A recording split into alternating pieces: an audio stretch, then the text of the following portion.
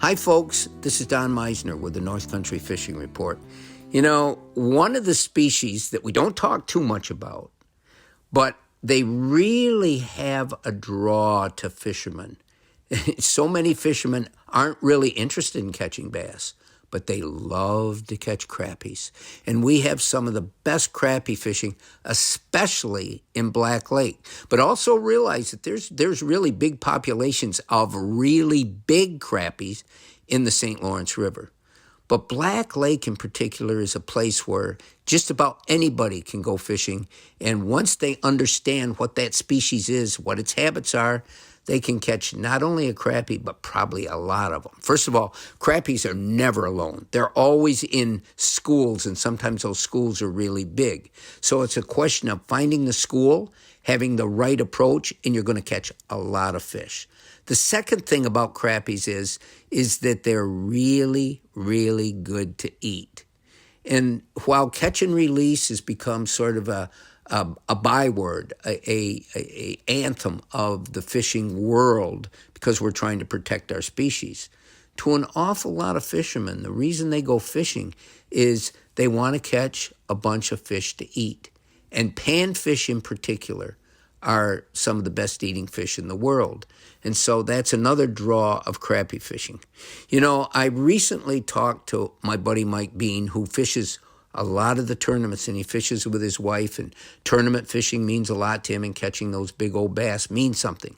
But if it's just for fun of going fishing, Mike almost always chooses to go out and fish crappies.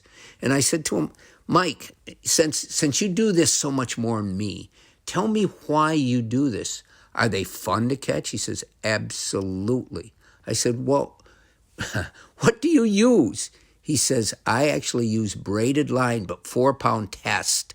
And I thought, oh my gosh, I didn't even know they made 4-pound test braided line. I said, Mike, that must be awfully easy to break. It's not so much the line itself is strong, but braided line is very abrasion sensitive. So you bring it by any rock, and even weeds a lot of times can cut that line.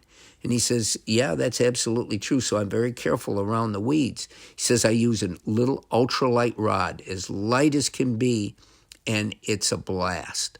I said, well, tell me this. If you're catching big crappies, what do you consider a big one? He said, well, I have one 16 inches mounted on the wall that he caught.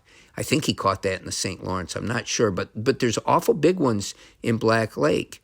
And I said, so do they fight? He said, if they get big, yes, they do fight. You catch a 14-inch crappie, and it will do all kinds of things that are great fun. Then I think back to one of my friends from the past, O.T. Fears, that was a famous bass fisherman. I mean, he had held the record for tournament fishing for the greatest weight brought in one day for years and years. O.T.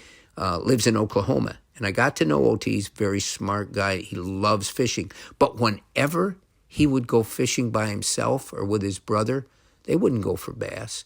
They would go out and fish crappies. And, you know, crappies are, I'm telling you, they're a fish that have legions of followers.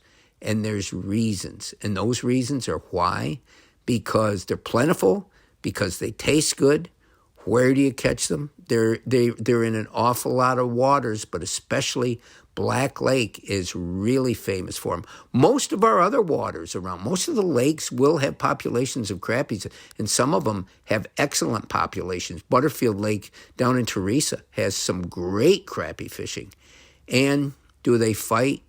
Yes, if you can catch some fairly good-sized ones, they don't fight like a bluegills, but that's another story. They are fierce fighters. But crappies are fun, they fight, and boy, do they taste good. Until next time, folks, this is Don Meisner with the North Country Fishing Report.